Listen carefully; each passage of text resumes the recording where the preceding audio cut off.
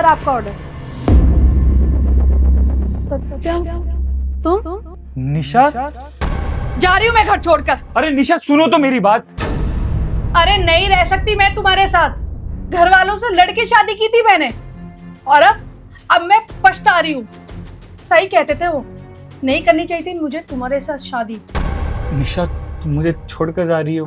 हमारी शादी को सिर्फ 1.5 साल हुआ है और इतनी जल्दी तुम मुझे छोड़ के कैसे जा सकती हो यार।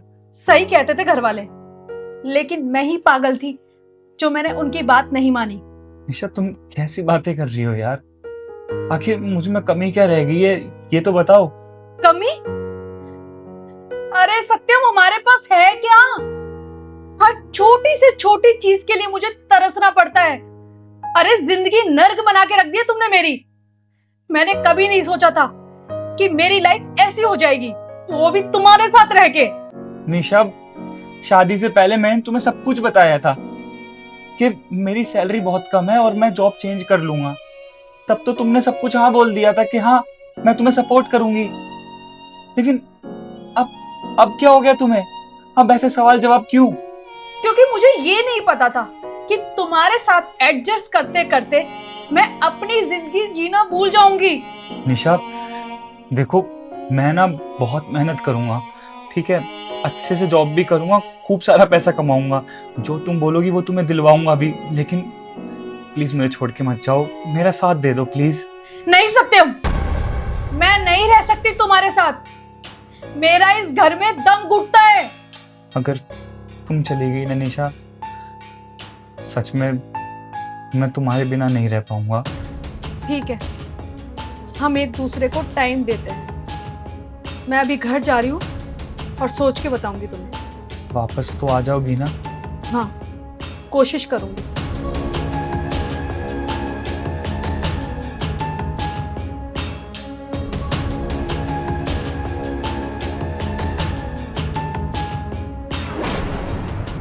तुम यहाँ? और तुम यहाँ डिलीवरी का काम क्यों कर रही हो? क्या करूं, तुमसे अलग होने के बाद मुझे कुछ काम मिला ही नहीं, तो ये डिलीवरी का काम करना पड़ रहा है। और वैसे तुम एमपी में रहते थे ना, तो यहाँ दिल्ली में क्यों? वो क्या है कि मेरा एमपी से दिल्ली में ट्रांसफर हो गया था, तो तब से मैं दिल्ली में ही रह रहा हूँ। वो सब छोड़ो, तुम बताओ, तुम कैसी हो? मैं ठीक हूँ, तुम बताओ कैसे हो? मैं भी ठीक हूँ। वैसे तुमसे एक बात पूछूं? हाँ पूछो। तुमने इन 5-6 सालों में मुझसे एक बार भी बात करने की कोशिश नहीं करी, मेरी याद भी नहीं आई तुम्हें? वो कहते हैं ना कि जिंदगी में जो चीज लिखी होती है वही होती है।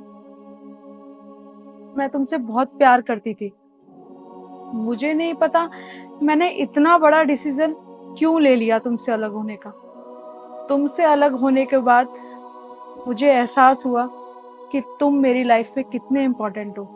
निशा, एक बात बताओ, क्या इतना आसान होता है क्या एक दूसरे को छोड़ देना, रिश्ते तोड़ देना? हम दोनों बैठ के भी तो बात कर सकते थे ना।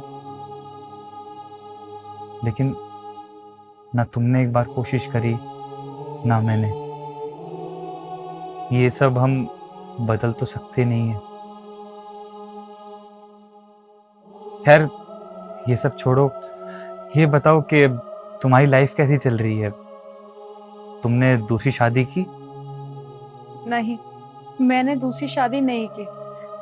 तुमसे अलग होने के बाद मैं अपने मायके चली गई थी। मेरे घर वालों ने मुझे बहुत समझाया, लेकिन मैं अपने गुस्से में इतनी चूर थी कि मैंने उनकी बात नहीं सुनी। खैर, तुम ये छोड़ो, तुम बताओ तुमने दूसरी शादी क्यों नहीं की? नहीं, मैंने भी शादी नहीं करी, क्योंकि निशा, तुम्हारे जाने के बाद मैं टूट सा गया था। 1-2 साल तक मैंने बहुत कोशिश करी कि तुमसे एक बार बात हो जाए, तुमसे कैसे ना कैसे करके मिल सकूं, लेकिन ना तो तुमसे बात हो पाई, ना तुम्हारा एड्रेस मिला, ना कभी तुम मुझे दिखी। मैं पागल सा हो गया था, खोया खोया रहता था, सिर्फ तुम्हारी याद आती थी। फिर मैंने अपने आप को समझाने के लिए अपना पूरा ध्यान अपने करियर की तरफ लगाया। मैंने पढ़ाई करी और एक अच्छी जॉब हासिल कर ली। अपने आप को वेल एस्टेब्लिश करने के लिए मैंने बहुत मेहनत करी। मैं उस वक्त बहुत गलत थी, लेकिन मुझे जो सही लगा मैंने वो किया। निशा, अगर हम दोनों आपस में बैठ के इस प्रॉब्लम का कोई सलूशन निकालते तो शायद हम दोनों कभी एक दूसरे से अलग ही नहीं होते। इतनी सारी प्रॉब्लम कभी हम दोनों के जीवन में नहीं आती, हमारा रिश्ता भी बच जाता और ना ही हम कभी एक दूसरे से अलग होते। देर तो अभी भी नहीं हुई है सत्यम। देखो ना, हमारी एंगेजमेंट की रिंग मैंने आज तक पहनी हुई है। क्या सच में? मैं अभी भी तुमसे उतना ही प्यार करती हूँ जितना मैं पहले करती थी। अगर तुम चाहो तो हम अभी भी अपने रिश्ते को बचा सकते हैं। और इस बार मैं तुम्हें प्रॉमिस कर रही हूँ कि कैसी भी सिचुएशन आए मैं तुम्हें कभी छोड़कर नहीं जाऊंगी। I love you Nisha. I love you to.